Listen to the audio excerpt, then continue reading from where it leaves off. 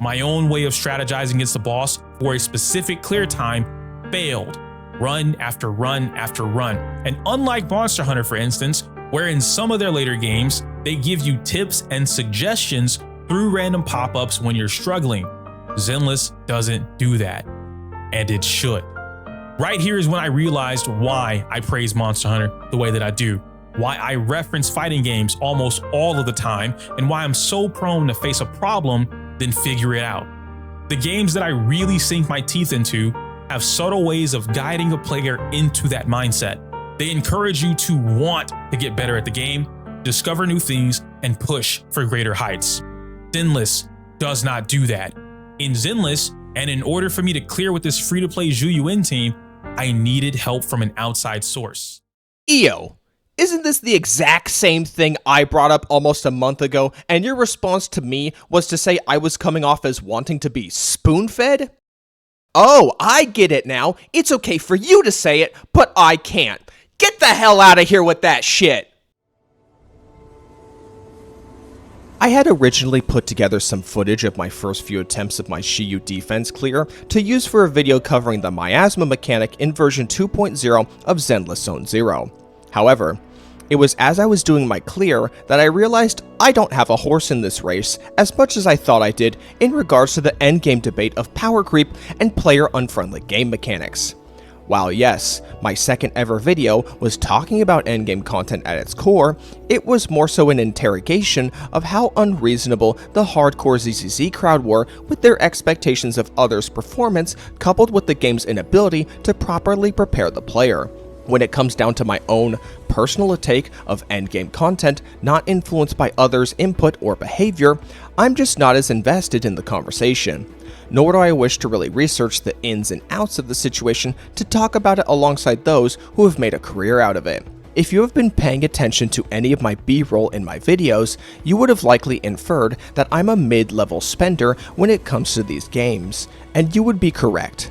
As someone with a comfortable amount of disposable income who's also okay with dumping it into the money pit that is gacha game monetization, I am already not concerned with meeting the 3-star thresholds for rewards right out of the gate. I'd wager for an overwhelming number of players, you are only playing endgame content for the premium currency and have no regard for how good the content is so long as you can clear for max rewards. With that in mind, it doesn't matter to them how they are failing to clear endgame. HP inflation? Needlessly complex mechanics? Skill issue? It doesn't matter to you why you can't clear. You are just unhappy you cannot clear in the first place. And quite frankly, I don't blame this mindset. If you do not have money to burn, you are already locked in to only one avenue of acquiring currency to pull for new characters. I am not, and because I am not, I don't feel compelled to go the extra mile or push back in online discussions.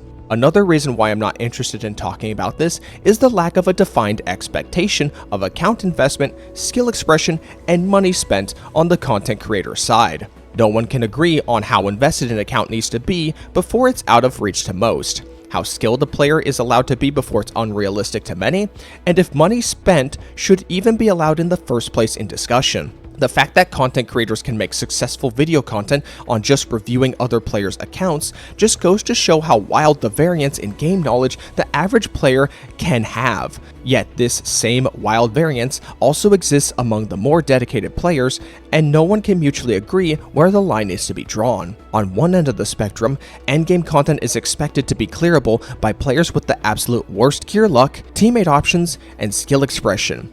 Yet despite this, if they get anything higher than 2 minutes in a 5-minute threshold for clear time while completely omitting the context of the results of the second half of the run, it is deemed unacceptable. On the other end, the expectation can be all over the place, as players demonstrate in accessible clear with multiple near-perfect gear pieces, character duplicates and signature weapons, and possibly the mentality that if it can be cleared through skill, that players are expected to meet that level of skill regardless of the time investment or effort required out of them in what is a 10-minute-a-day phone game. Add onto that a very clear agenda being driven by both sides when demonstrating what is considered a valid endgame account to them, and you've got a conversation that isn't going anywhere productive. My last reason for not being invested in this discussion is that I just don't find endgame content interesting enough to want to deeply engage myself in it. Most major gachas endgame content revolves around fighting mobs in a static, unchanging arena on a timer that is oftentimes too low to really let players experiment or play around with team compositions and gear setups. The only game I've played that maintains and uses almost all of its game mechanics inside endgame content, allowing for a varied and fulfilling experience, is Girls Frontline 2. While at the same time offering a more varied content experience through guilds and customizable difficulty, assuming you didn't skip that part of the video. And it has only gotten better, as recent CN updates have confirmed new endgame modes as well as a toggle to experience new story levels with an enhanced endgame level difficulty modifier, transforming what is typically fluff content in gacha stories into something truly engaging. To wrap everything up, I am effectively abstaining from the conversation as I am not educated enough, not emotionally invested enough, and too much of an outlier in the discussion to bear any meaningful thoughts towards this conversation, and I honestly prefer it that way. At the end of the day, those whom endgame are affected by the most have the least spending and bargaining power in the conversation in the first place. The only real way to enact change in this regard is to convince the huge spenders to shut their wallets. However, seeing as they have such hyper-invested accounts, they will likely not have their opinion changed by endgame content changes alone. They would likely need to be swayed by the quality of all other content in a respective patch cycle, or even by the quality of the game itself. But at that point, we are having a different conversation entirely. And with that, I have managed to say absolutely nothing about my personal opinions of the Miasma mechanic in Zenless Zone Zero.